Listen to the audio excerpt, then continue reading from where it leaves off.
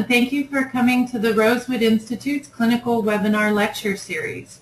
My name is Libby Neal, and I'm the Executive Clinical Director of Training and Education.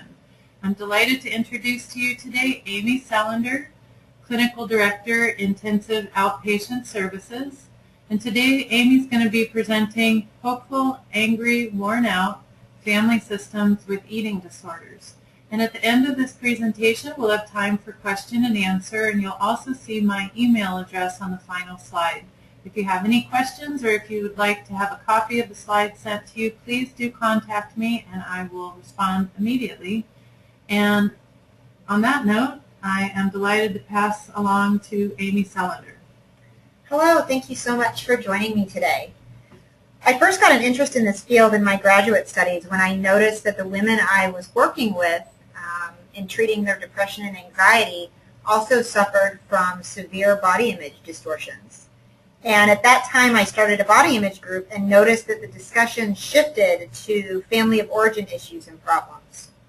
And this is when my passion really started in this field. And when I moved to Arizona, I was lucky enough to fulfill my dream in working with eating disorders and body image issues in working with Rosewood.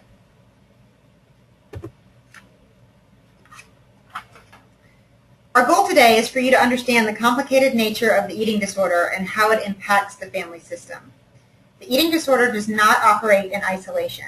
It is developed within the family context. For the purposes of this presentation today, when I say the word child, I can be talking about a 15-year-old or a 40-year-old, as I am broadening the family system to more than just the parent-child relationship. Therefore, today's objectives are to define the family system, look at the eating disorder's impact on the family system, the function of the eating disorder in the family. We will conceptualize the eating disorder through looking at the codependency tree and the family's role in recovery.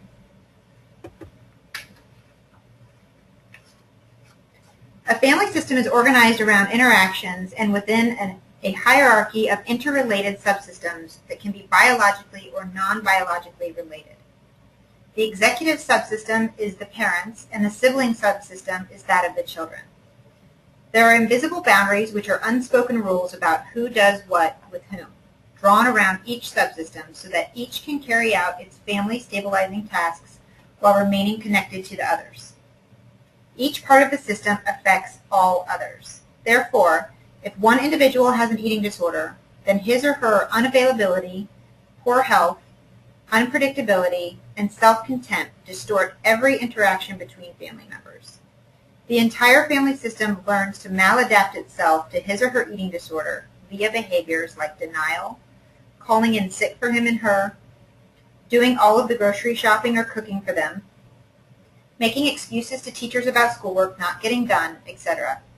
The eating disorder will confuse and change relationships in this way and cause a ripple through the entire family system.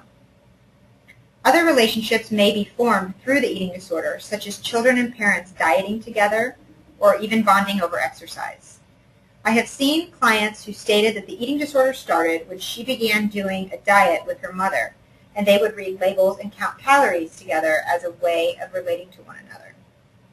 Another client used to run marathons and train with her father as a way of bonding and attachment to him. This is not about blame toward the parents. It is about how the relationships in the family system can be distorted through the eating disorder and set up the stage for the eating disorder to develop and become more severe. So how do genetics play a role? In the past, family and home environment were thought to be the cause of the eating disorder.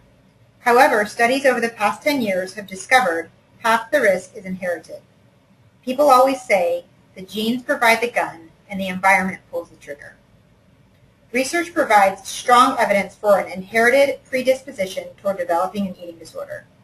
In other words, eating disorders are often biologically inherited and tend to run in families. Recent research suggests that inherited biological and genetic factors contribute approximately 56% of the risk for developing an eating disorder. Individuals who have a mother or a sister with anorexia nervosa are approximately 12 times more likely to develop anorexia nervosa and 4 times more likely to develop bulimia than other individuals without a family history of these disorders. There are also multi-generational traits that are passed down through the generations. Parents tend to bring the rules they learned during their own upbringing into their new families, thus perpetuating patterns of coping, eating, and relating throughout the generations. This transmission of patterns, however, can perpetuate less than ideal rules and eating practices, such as Grandma never ate at the table with us for meals, and we only saw her ever eat an apple, never an entire meal. Then we saw our own mother hiding certain foods in the kitchen and never eating carbohydrates. And then the son in this family system develops a binge eating disorder and uses food to cope with his emotions. Multi-generational traits also can be differing addictions that occur on the same spectrum. So in one generation, it's obsessive compulsive disorder, in the next it is alcoholism, and the next it might be an eating disorder. This sets up the genetic predisposition to occur. For example, in one family I worked with, the grandmother was known for being extra tidy and clean and would often take plates away from the kitchen table before people were done eating. And she also never sat at the table to eat a meal with the family. This left her children feeling unsure of themselves and would confuse their hunger-fullness cues, leading them to feel shame when they did finish a meal. In the next generation, passing comments such as, "You're still eating?" or "You've eaten a lot today," can contribute to disordered eating, which, given the right genetic loading and environmental stressors, can turn into an eating disorder. You can imagine why there is so much exhaustion in the family, because these behaviors represent denial of the real issues passed down generation after generation.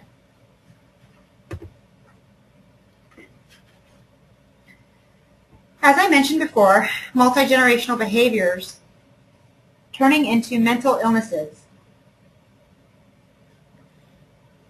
And I'm going to use this tree as an example to illustrate this happening. This codependency tree is how we conceptualize the eating disorder. It is based on Pia Mellody's model for developmental immaturity issues. What this tree illustrates is that the roots of the eating disorder or addiction are trauma. Trauma being defined by Pia Mellody as anything less than nurturing. Trauma can be any type of deprivation, neglect, or abuse someone suffered. This can be anything from an overt trauma, such as physical and sexual abuse, to a trauma in the family system, such as divorce. Trauma is very subjective, so what might be traumatic for one person may not be traumatic for another, and the genetic predisposition may play a role in how someone reacts or copes with a trauma. So the roots of the tree represent the trauma, and from that trauma grows codependency, represented by the tree trunk. A codependent individual is someone who seeks external validation and tries to control everything within the relationships without addressing their own needs and desires, setting themselves up for continued disappointment.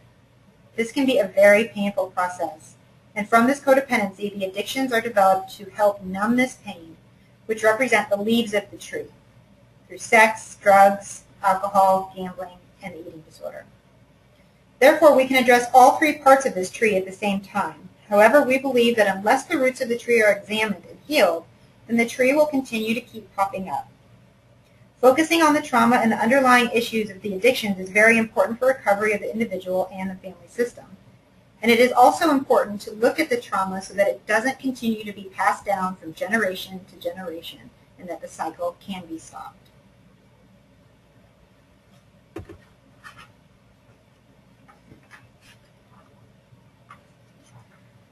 So how do you know a family member has an eating disorder? We're not going to be able to outline all of the signs and symptoms that one can see in a loved one with an eating disorder, but here are several to look out for. You never see them eat at the table. They're often in the bathroom for long periods of time after eating. There's a drastic change in their weight. They may steal or hoard food, skip meals, hide their body in baggy clothes, show unusual swelling in the jaw area. They don't attend family barbecues anymore. They may eat in isolation and show extreme concern with body weight and shape. The bottom line is that if an individual makes all of their decisions around food, exercise, and body image, and it is disrupting the functioning of their life, then there is a pretty good chance they have developed an eating disorder. Sometimes parents are very absorbed in their own lives. Perhaps their marriage or their relationships aren't going well. Maybe their job is consuming them. Maybe they're taking care of a parent who's in a nursing home. There are all sorts of things that can take up space in a family. This may mean that their antenna isn't up for any of the subtle clues that an eating disorder is becoming a way of life for their child. They may not have the energy or time to really see what's going on for their child. From the outside, they may see their child getting straight A's, socializing, not getting into any trouble in school, so therefore all must be well. It is part of the job of parents to notice when their kids are getting tired or overwhelmed, or when they are feeling depressed or sad. However, it is tricky sometimes to figure out when your child is seemingly doing well, enjoying life, having fun, and doing well at school, that they may be feeling this inner drive to always have to do everything and do everything right. These distinctions can be hard to sort out, and sometimes parents don't have the emotional resources to notice or intervene until their child is firmly entrenched in the eating disorder. This can be exhausting for the already in trouble marital relationship and can create more conflict within the family system in trying to figure out how to handle the individual with the eating disorder. The constant pattern of the eating disorder, from the lying, denial, and physical harm to the body, can be difficult in an already stressed system. And because of that, you can imagine why we get the parentified child, because they are consuming the stressors of the family and start acting out in their eating disorder or addiction. The parentified child is the one that shows up to treatment and raises the red flag that something is wrong in this family system. However, by the time they raise that flag, the family is exhausted.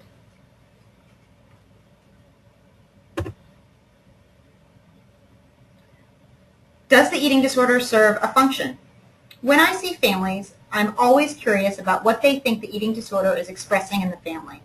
So I frequently ask, if the eating disorder had a voice, what would it say? What would it be able to tell us that we don't hear or recognize? What is the anorexia, bulimia, or binge eating disorder saying about what's going on in the family and in his or her life?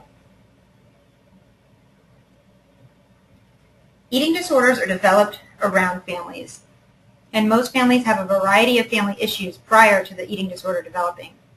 Typically, the eating disorder is expressing something that is dysfunctional within the family system, whether it is marital distress, rigid boundaries passed down from generations, an inability to express certain emotions, a parent or sibling that also suffers from an eating disorder or other mental illness, a perfectionist culture and extreme drive for success, and sometimes the family system has an unreasonable expectation for achievement and may place exaggerated attention on external rewards. What starts as disordered eating may turn into an eating disorder, and then you have a system crisis. The eating disorder wakes people up and draws attention to something that is unhealthy within the system and needs to be changed. Therefore, an individual with a genetic predisposition will develop an eating disorder as a way to cope with distress and or trauma within the family system.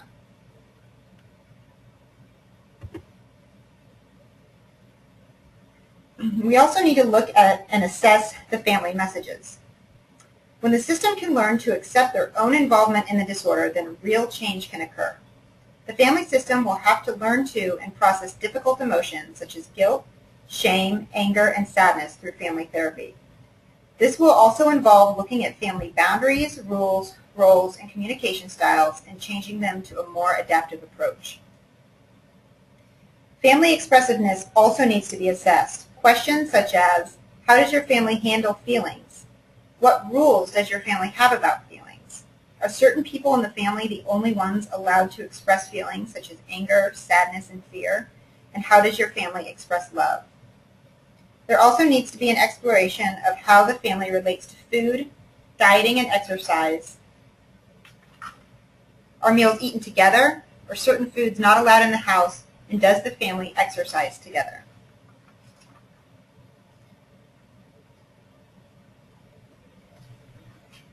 This is why we say the eating disorder affects the entire family. It is developed within the family context. Your family feeds you and provides you with what your body needs to grow. The family also nourishes you psychologically and emotionally, feeding you from their own emotional experiences. The function of the eating disorder is to raise a red flag and to illustrate that something is wrong with the family.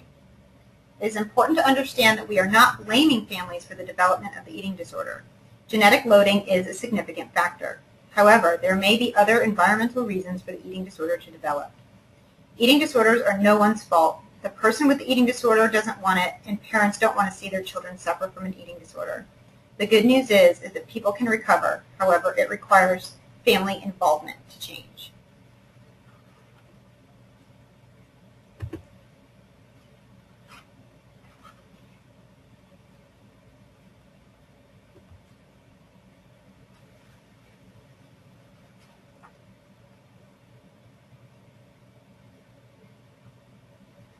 Certain family norms can set the stage for an eating disorder, such as an extreme focus on body image and exercise, engaging in dieting as a family, having an intense focus on achievement and success, not eating meals together as a family, having a rigid boundary system without flexibility, and also when rules are unpredictable, as often seen in a chaotic family, or not allowing locked doors in the house, not respecting others' privacy, or not allowing certain emotions such as anger, fear, or sadness. Family rules that originally evolved to keep the family together can end up inhibiting the growth and development of the individual members of the family. The consequence and reward system doesn't work.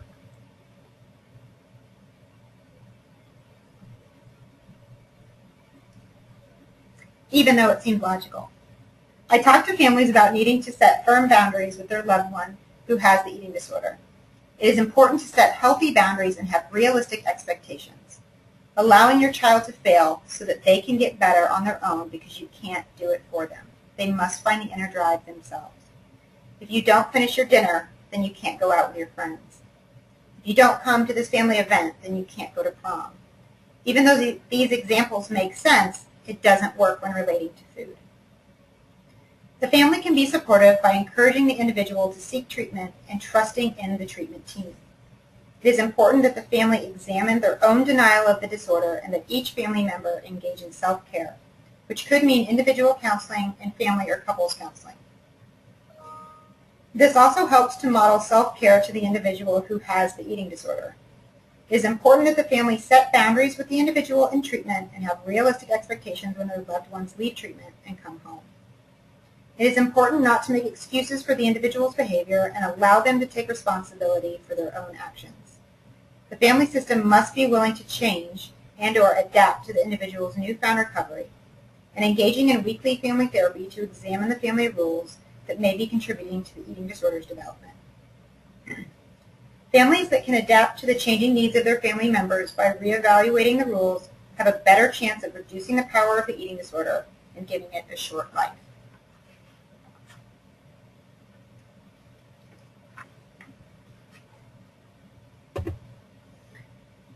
So how can you help your loved one? Due to the difficult nature of the eating disorder, it can be difficult to know when to step back and when to get involved. There are certain things to look for that indicate that you should seek therapy and medical intervention immediately. Here are just a few. Medical issues such as loss of menstruation, fainting, low energy.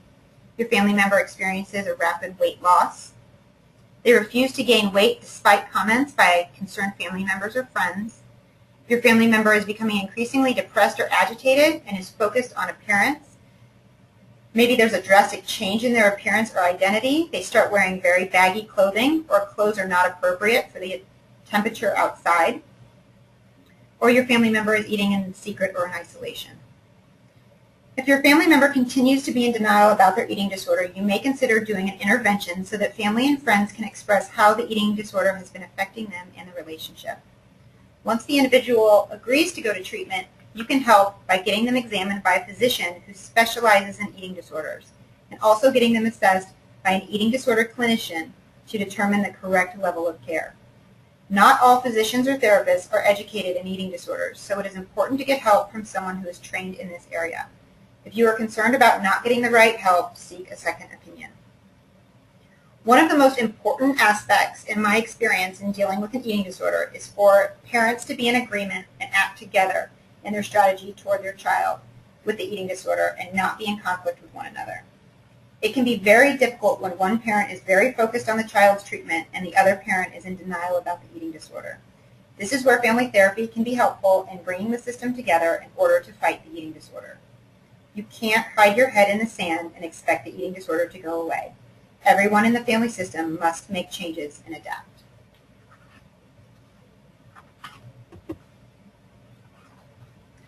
There are several recovery tools that families can engage in to help in this process.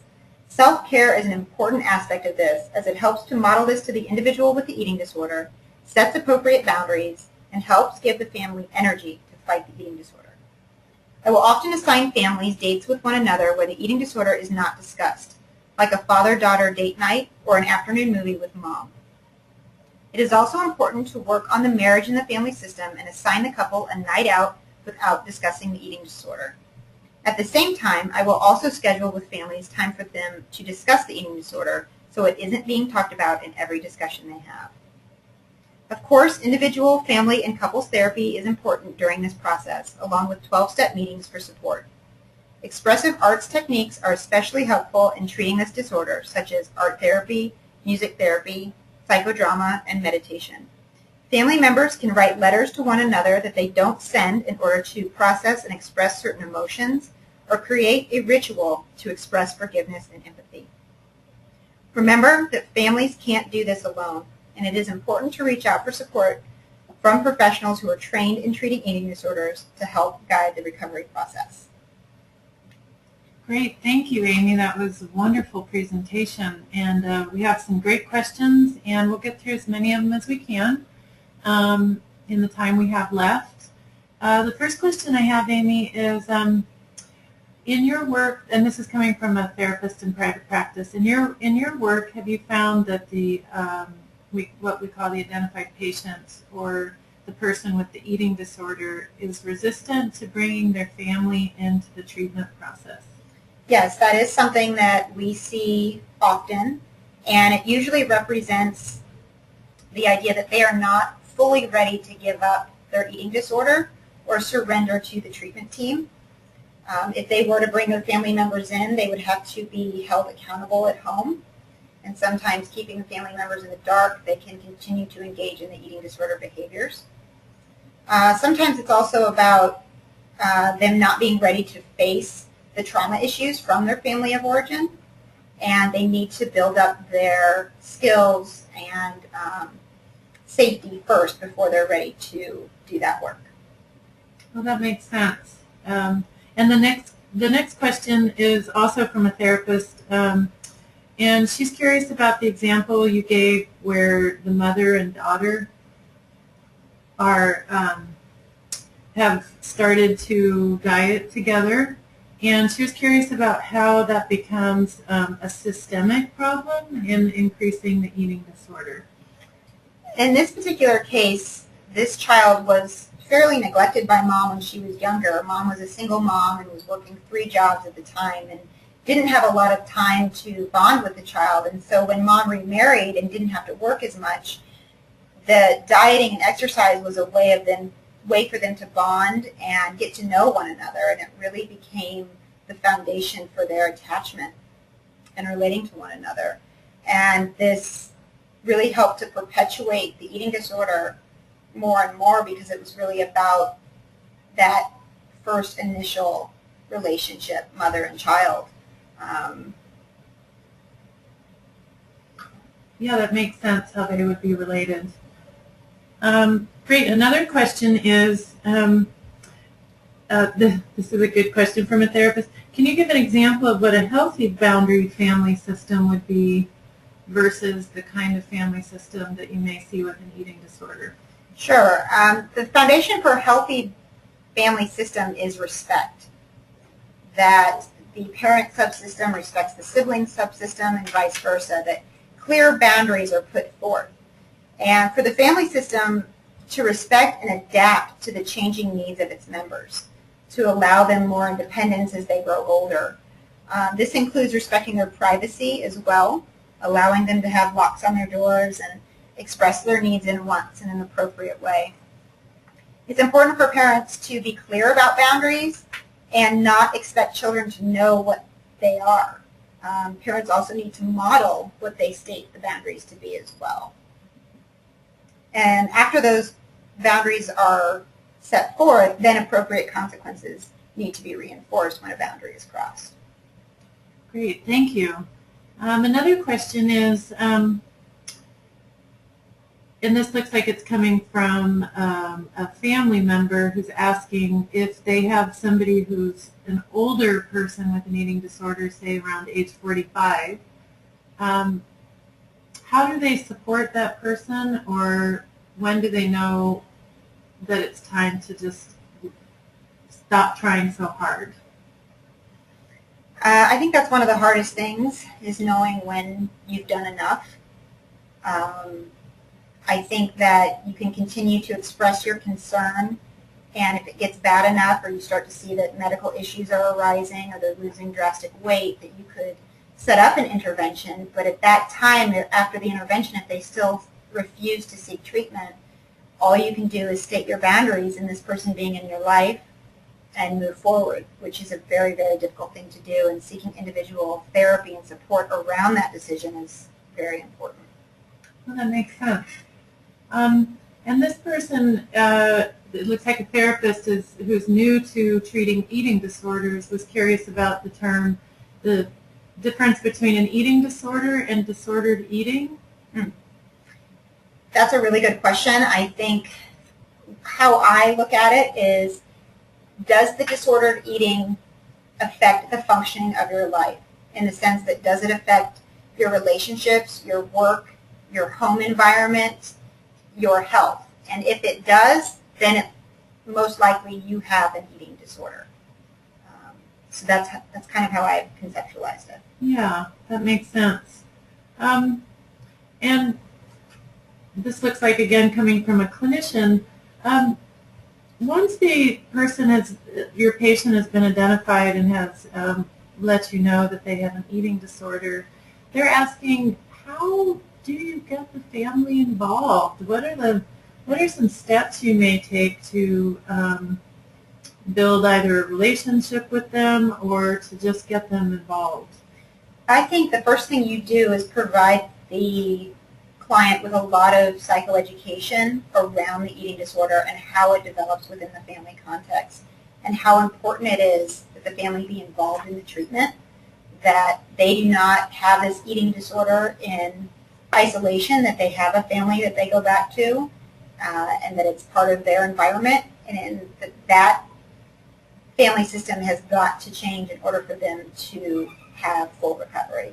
So a lot of education around that, getting to know the client, and then just helping them to understand how important it is that their family members come in.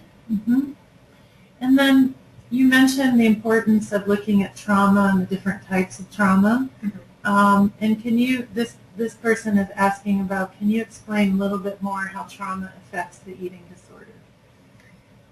I go back to the codependency tree, that trauma really is the root of any addiction and or eating disorder, that it's really a way that the addictions are a way that people have been able to survive the trauma that they've been through. So it's really a coping skill, but a maladaptive coping skill.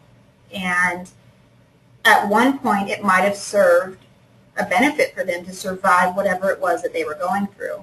But at some point it took over their life and has become a full eating disorder. So unless we look at the underlying issues of the eating disorder, those behaviors will keep popping up every time they need to cope and or survive something that's difficult in their life. That makes sense, Amy. And we actually are, we've completed our time. And if you have sent in a question and I wasn't able to answer it, please do email me. I'm more than happy to respond to you. And Amy, I just want to thank you so much for taking the time to come in and educate us on family systems and eating disorders. It was a wonderful presentation. And again, you'll see my email address there if you have any questions or if you'd like a copy of the slides, please.